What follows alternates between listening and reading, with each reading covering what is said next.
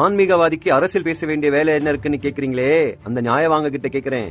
இங்க அரசியல்வாதிங்க ஒழுங்கு அரசியல் பண்ணா ஆன்மீகவாதிகள் வெளியே வர வேண்டிய அவசியமே கிடையாது அல்லவா? அரசியல் இல்லாம நீயோ நானோ இந்த பொருளாதார கட்டமைப்போ எதுவுமே கிடையாது. எல்லாத்துலயுமே அரசியல் இருக்கு. அதனால இந்த காலத்து இளைஞர்கள் இருந்து மூதாட்டிகள் இருந்து எங்களை போன்ற ஆண்டோர்களும் அரசியல் பேச வேண்டியது இந்த காலகட்டத்தில் அவசியமாகிறது. எந்த கட்சியும் ஆதரிக்கணுங்கிற அவசியம் எங்களுக்கு கிடையாது. ஆனா நிகழ்காலத்துல நடந்துகிட்டு இருக்கிற உலக அரசியலை நோக்கும் போது இந்த உலகம் அழிவை நோக்கி போயிட்டு இருக்கு. அப்போ மக்களுக்கு விழிப்புணர்வு ஏற்படுத்த சிவம் புள்ள யாருன்னா ஒருத்தன் வந்தாகணும் அப்படிங்கிறது விதி. அந்த சாமி புள்ளடானா. அதனால சொல்றதை கேள்.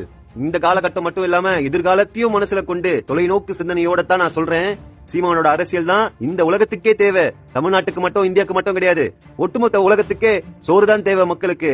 உன்னால எதிலனாலும் வாழ முடியும், ஆனா சோறும் தண்ணியும் இல்லாம வாழ முடியாது. அப்படி இருக்கும்போது வருங்கால அரசியல், வருங்கால யுத்தம், குடி தண்ணீருக்கான யுத்தம். ஏன்னா ஏற்கனவே பெரு நிறுவனங்கள், கோலா கம்பெனி, கார் கம்பெனி, இப்போ ஏஐ கம்பெனின்னு சொல்லிட்டு புதுசு புதுசா உருவாகி நிலத்தடி நீரை உறிஞ்சுறானுங்க. அதை தடுக்கணும்னா அதை தடுத்து நிறுத்துற ஒரே சக்தி சீமானின் அரசியல் கிட்டதான் இருக்கு.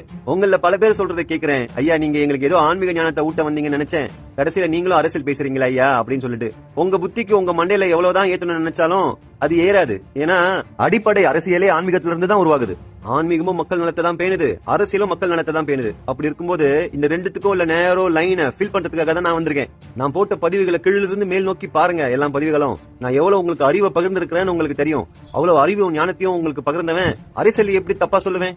அரசியல் என்பதும் ஞானம் தான். இன்னும் மக்களுக்கு நிறைய ஞானப்பால் ஊட்ட வேண்டியது இருக்குதே.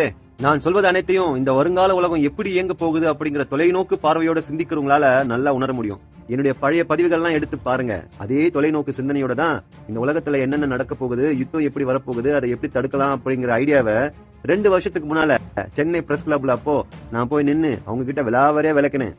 அந்த நேரத்துல இந்த யுத்தம் நடக்கல, மக்களுக்கு இந்த யுத்தத்தோட ஆபத்து புரியல. அதனால அதை பெருசா எடுத்துக்கல. ஐயா இஸ்ரேல் பத்தி அமெரிக்கா பத்தி எல்லாம் பேசாதீங்கயா. ஆனா இப்போ நான் அன்னைக்கு பேசின அந்த விஷயத்த உலகமே பேசிக்கிட்டு இருக்கு, கதறிக்கிட்டு இருக்கு. இதை எப்படி தடுக்கிறதுன்னு இப்பயும் சொல்றேன். அதை தடுத்து அதர்மத்தை அழிக்க வல்ல சக்தி அந்த சாம்ப சிவன் கிட்ட தான் இருக்கு. அந்த சாம்ப சிவனே சதாசிவனா விட்டு இருக்கேன்.